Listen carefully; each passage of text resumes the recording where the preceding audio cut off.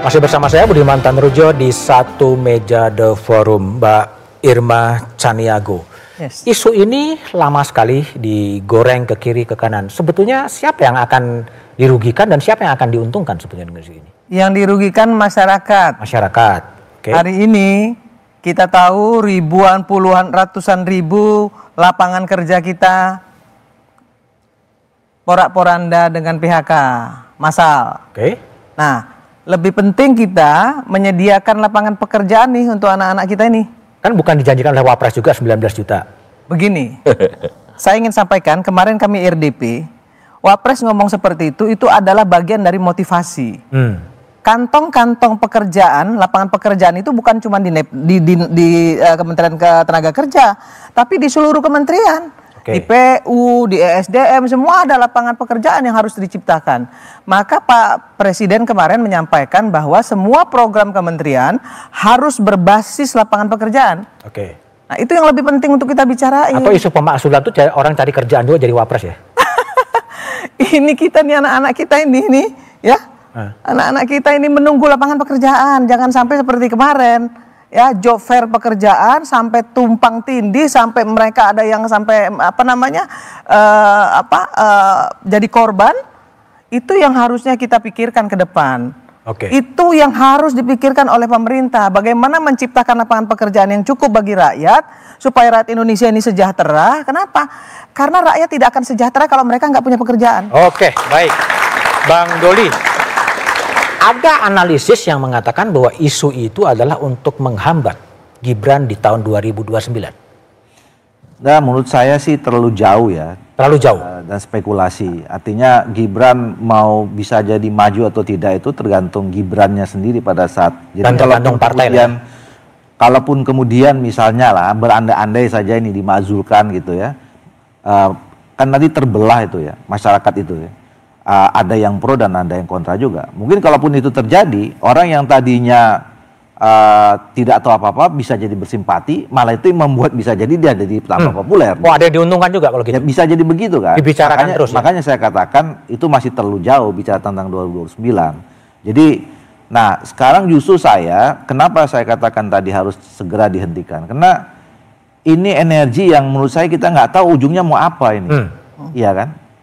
Nah, apakah kita nggak lebih bagus ya energi kita ini segera berhenti bicara tentang ini? Semua kita fokuskan untuk menjalankan, menyelesaikan persoalan yang nggak mudah loh yang dihadapi oleh negara ini sekarang. Ya, pemerintahan ini nggak mudah menghadapi persoalan dari luar negeri, masalah program di dalam negeri. Ini banyak masalah yang ini. Nah, kalau ini terus-menerus dibiarkan, ini takutnya nanti mengganggu, menginterrupt ya, energi kita untuk menyelesaikan semua masalah yang harusnya kita selesaikan. Oke, baik. Untuk kepentingan rakyat. Itu adalah pernyataan dari Bang Doli ya. Kita coba dengar ya pernyataan dari rakyat yang ada di jalan ini, mau diapain sih barang ini?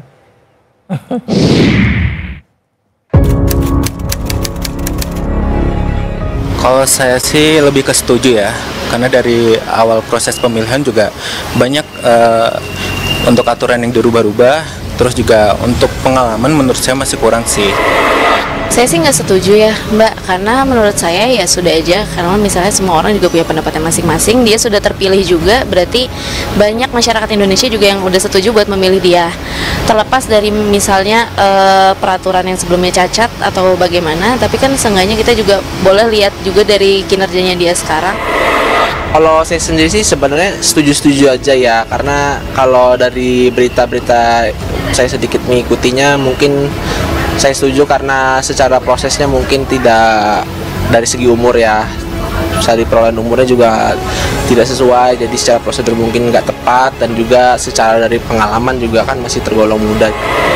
Tidak setuju ya, alasannya karena persoalan apa yang kemudian menyangkut Wapres Gibran ini ya.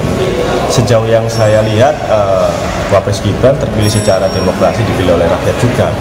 Belakangan ini saya rasa Wapres Gibran juga turun ke rakyat, meninjau permasalahan sosial, ekonomi dan sebagainya ya. Oke, jadi skornya 2-2, ada yang setuju, ada yang tidak setuju, yang setuju punya alasan, yang tidak setuju juga punya alasan. Mbak Wiwi, ya. Kalau Mbak Wiwi gimana? Ini terjadi pembelahan seperti Anda setuju dan tidak setuju, mau diapain barang ini? Iya, ini menunjukkan bahwa pemilih terbesar kan orang muda ya. orang muda ini juga suaranya nggak tunggal. Apa yang terjadi sekarang ini bisa menjadi bagian penting tak terpisahkan dari literasi. Kita memberikan literasi bahwa demokrasi itu tidak bisa sekonyong-konyong menjadi substantif, harus menghadapi prosedural yang seperti ini gitu ya. Dengan sistem prosedural ini mohon maaf itu interupsinya luar biasa, distorsinya luar biasa, maka ada yang bisa menerima distorsi itu. Ada yang tidak bisa menerima. Iya, yang tidak bisa menerima ini ingin meluruskan, ingin ini diperbaiki, dan itu harus menurut saya dipertimbangkan secara serius. Karena nggak mungkin Indonesia stagnasi dengan sistem yang distortif terus-menerus. Baik. Nah, ini yang tampaknya ada kalau yang tidak yang setuju pemakzulan itu lebih ada luka waktu putusan MK dulu ya. Artinya soal yang konstitusi yang diakalin dan lain sebagainya. Ini gimana diselesaikan sebetulnya? Ya, ada 3 ya yang disebut oleh Purnawirawan TNI berkaitan dengan alasan pemakzulan. Yang pertama berkaitan dengan putusan nomor 90 yang dianggap melanggar hukum. Secara khusus sebenarnya MK mengatakan bukan melanggar hukum, tapi melanggar etik. Ya. Nah, yang kedua adalah Gibran dianggap tidak qualified. Yang ketiga, Gibran dianggap sebagai pemilik akun Fufu Fafa. Jadi ada 3 alasan. Nah, pertanyaannya, ketiga alasan ini cukup nggak untuk memenuhi pasal 7A Undang-Undang Dasar 45 yang berkaitan dengan alasan pemakzulan, yaitu melanggar hukum berupa pengkhianatan negara, kemudian korupsi, termasuk juga penyuapan dan lain sebagainya. Nah, menurut saya alasan hukum itu memang jadi pintu masuk, tetapi ujungnya kalau kita mengacu pada pengalaman-pengalaman sebelumnya, itu murni alasan politik. Alasan politik. Gus Dur misalnya ketika di-impeach, itu tidak terbukti sampai proses impeachment-nya berkaitan dengan tuduhan bulogate. Tetapi pintu masuknya adalah berkaitan dengan dekret presiden yang saat itu membubarkan Golkar dan DPR. Yang kemudian konstelasi politik cepat sekali bergerak. Kebetulan pembela satu-satunya Gus Dur saat itu hanya PKB. Nah, sekarang konstelasi politiknya itu masih berada di belakang Mas Gibran, kecuali ada perubahan luar biasa, tetapi sejauh ini tidak ada, apalagi sudah ada MK. Artinya kalau koalisi partai masih sangat-sangat solid kan sebetulnya? Sangat solid, dan jangan lupa, dulu itu belum ada MK, jadi keputusan politik di MPR berkaitan dengan pemakzulan, itu harus diobjektifikasi oleh MK sekarang ini.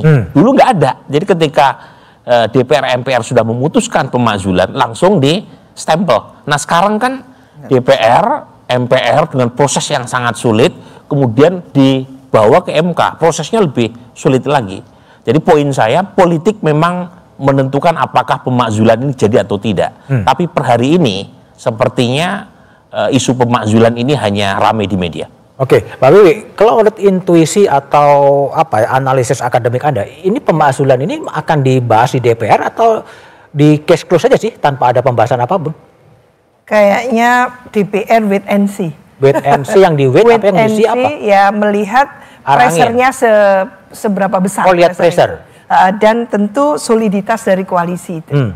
Nah, ini yang mungkin seperti Mas Burhan tadi mengatakan, dalam kondisi di mana pemerintah ini didukung dengan mayoritas partai politik yang 8 itu baru 1 aja yang belum bergabung kan gitu.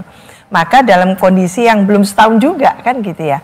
Tapi ini juga jangan dianggap sepele atau remeh. Karena bagaimanapun juga gitu ya. Kalau kita melihat perkembangan terakhir itu, bahwa semakin luas bukan hanya komunitas dari Purnawirawan, tapi juga gayung bersambut dengan aktivisnya, intelektualnya, profesionalnya gitu ya. Nanti bisa meluas melebar ke kampusnya dan sebagainya, dirasakan semakin tentu dalam perkembangan politik selanjutnya, belum tentu seperti ini. Jadi setelah katakan 1 tahun itu akan berkembangnya kemana ini? Setelah katakan Mas Gibran diberikan posisi untuk Papua. Nah, di Papua jadi bagaimana akhir dari pembahasan soal isu pemakzulan Wapres Gibran, kita bahas setelah jeda berikut ini.